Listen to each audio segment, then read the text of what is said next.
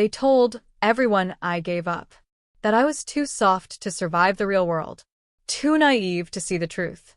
They rewrote my story before I had a chance to live it, whispered that my heart was my weakness. But it wasn't failure. It was something bigger, just not visible yet.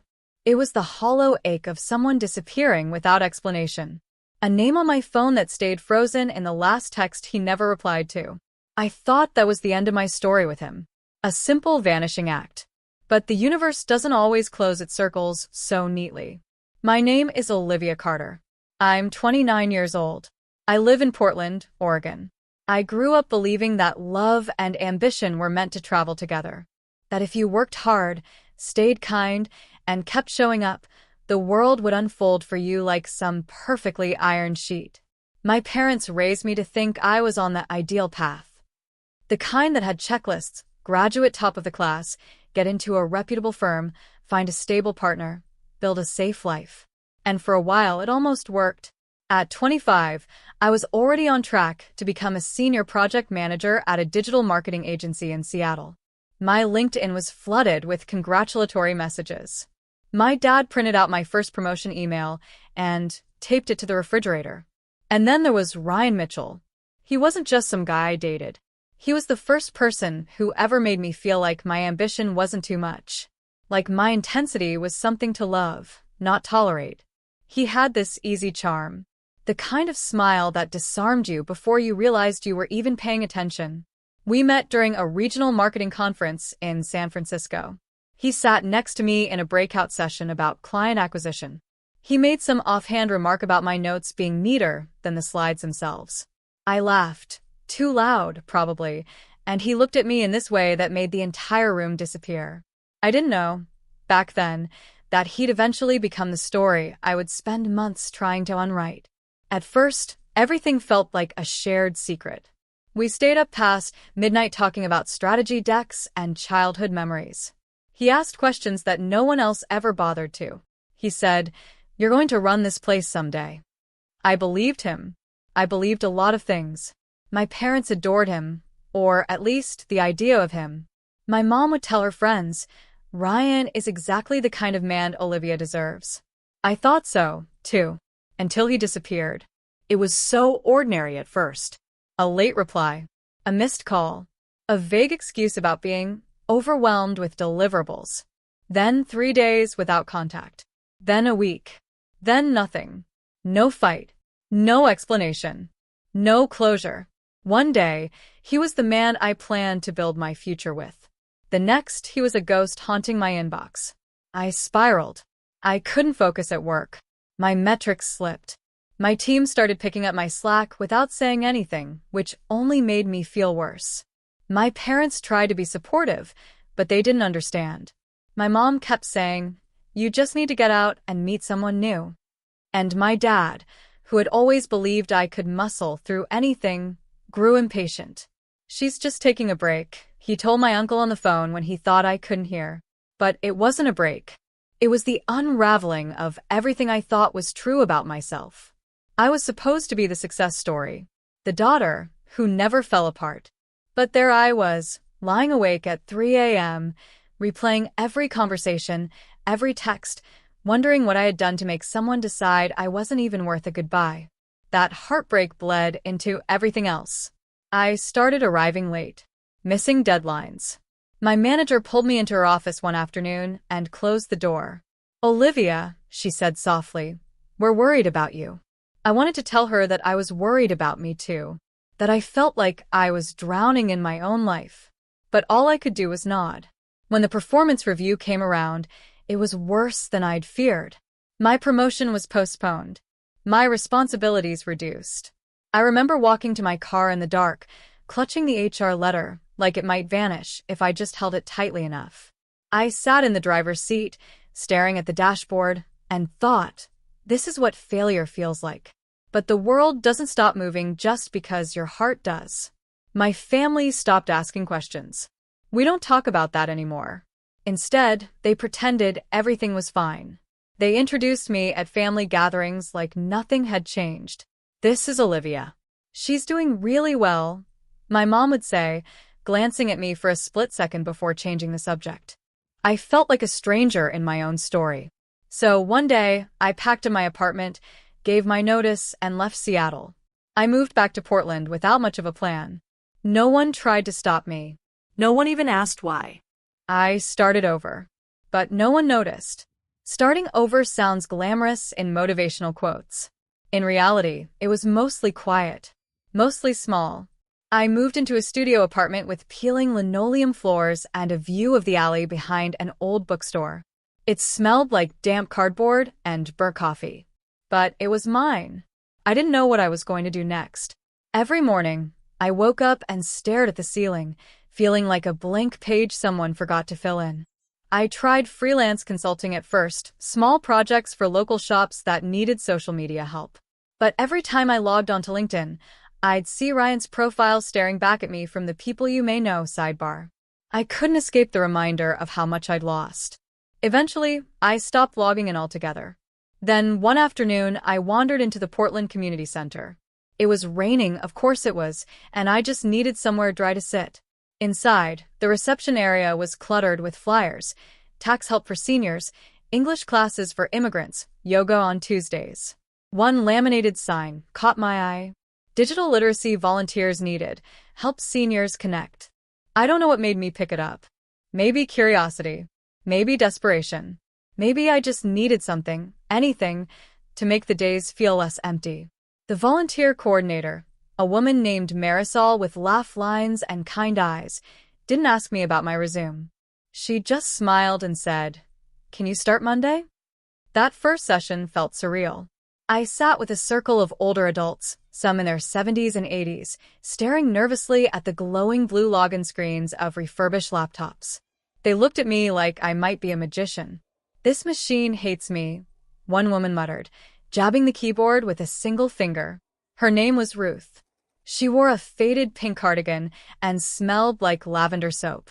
"It doesn't hate you," I said gently. "It just doesn't know you yet." She peered at me over her bifocals.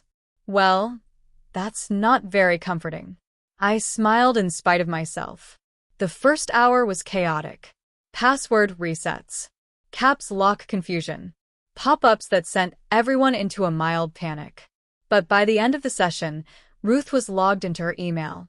She sat there, staring at the inbox like it might burst into flames. "Do you want to write someone?" I asked softly. She didn't answer right away. Then she swallowed and whispered, "My son. I haven't spoken to him in years. He sent me his address when he moved." I never knew how to write back. I watched her hands tremble as she typed. 3 sentences. 3 sentences that felt bigger than any marketing campaign I'd ever launched. When she hit send, she let out a shaky breath. "You brought my baby into my living room," she said, voice cracking. I felt something in my chest loosen. That night, for the first time in months, I slept without waking up at 2 a.m. The next week, more seniors came. Word spread that there was a patient young woman who could help them talk to their families.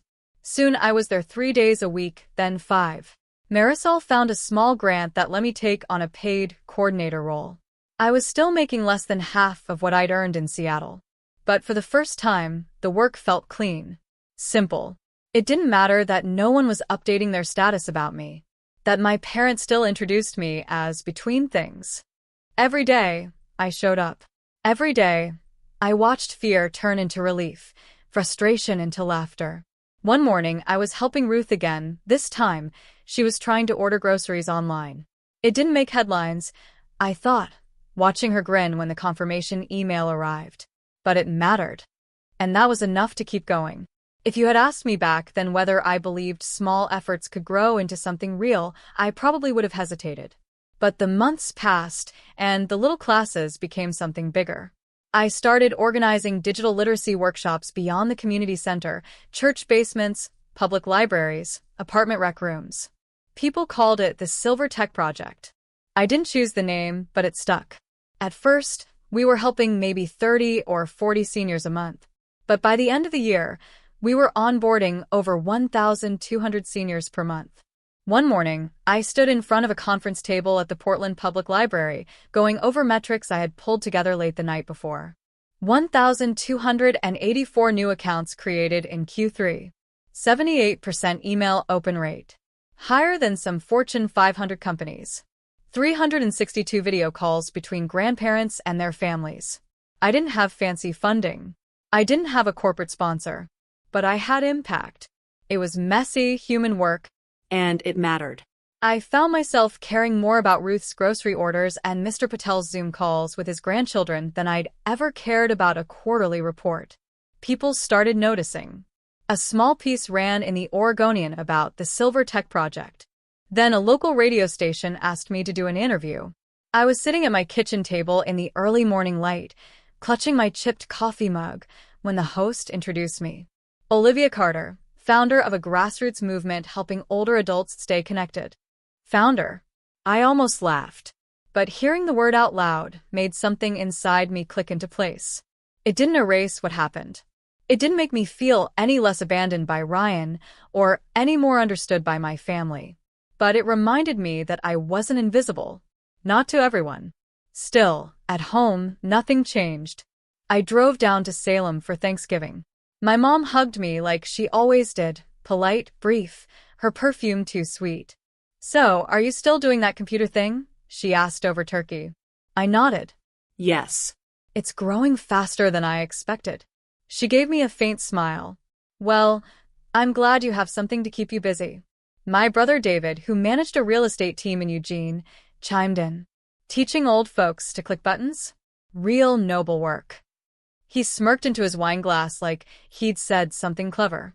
I wanted to correct him, to explain that I was doing something real, something with meaning. But I didn't. I just nodded. She's always been the free spirit, my mom added quickly, as if that explained everything. As if my work wasn't worth understanding. I washed dishes alone that night while they watched football. My father passed behind me once, clapping a hand on my shoulder. "We're proud of you," he said, not meeting my eyes.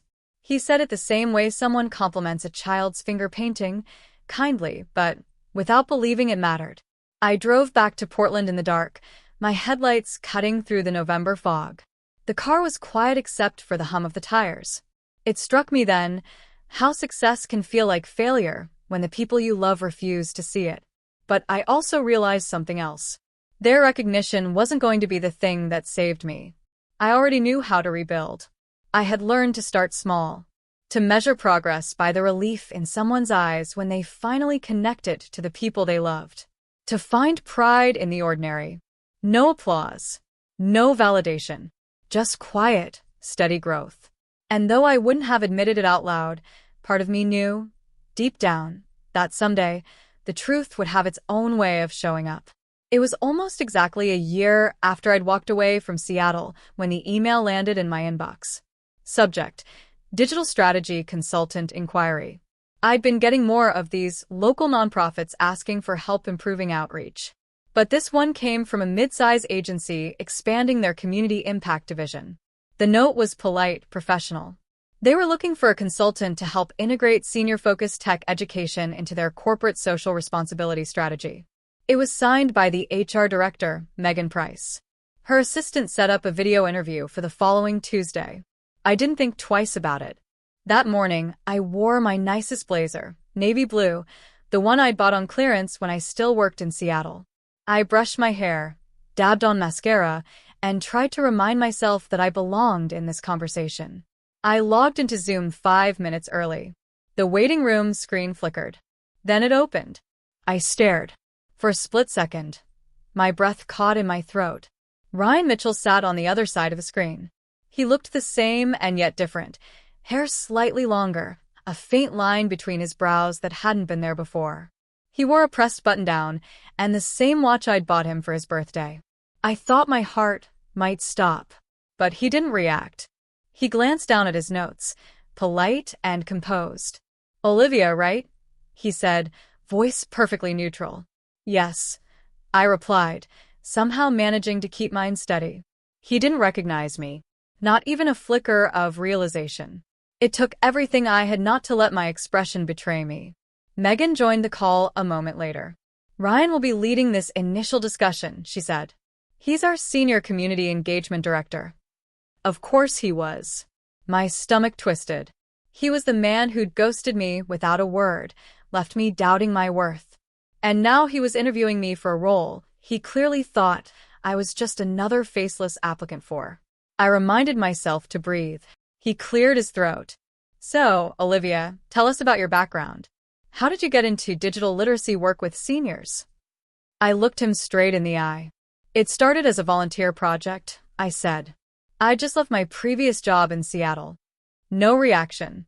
Eventually, I developed my own curriculum and built out a network that now supports over 1,200 seniors a month. I watched him flip through my resume. That's impressive, he said, his tone almost skeptical. Thank you. I replied evenly. The rest of the interview was a blur of questions, KPIs, program design, funding challenges. I answered each one calmly, professionally. But beneath the surface, my mind was racing. When the call ended, I sat in my kitchen, hands trembling. Was it possible he truly didn't recognize me? Or was he pretending he didn't? 2 days later, Megan emailed me again. Ryan would like to schedule a follow-up conversation. He has some additional questions. I agreed. I don't know what I expected when I joined the second call. Maybe confrontation. Maybe an apology. Instead, it began with silence.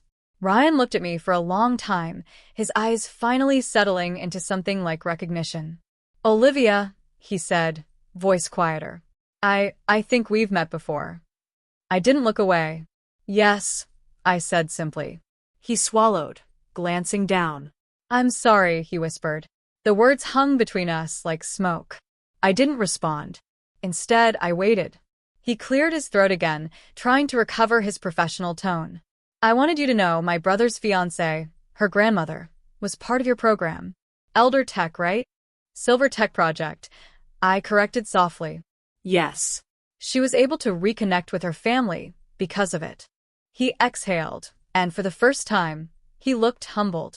I didn't know it was you, he admitted. I watched him struggle to reconcile the woman he'd walked away from with the professional sitting in front of him. It felt surreal. This man who once made me feel disposable was now thanking me for the work that had touched his own family. The irony was almost too perfect. I felt a strange calm settle over me. Not triumph exactly, just a quiet knowing that the universe had a way of delivering closure when you least expected it. I sat up straighter. I appreciate you sharing that, I said.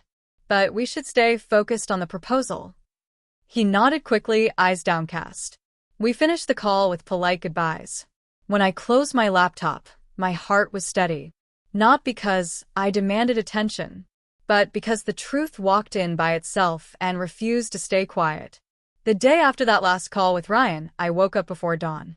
I padded into my kitchen, the apartment still and blue in the early morning light.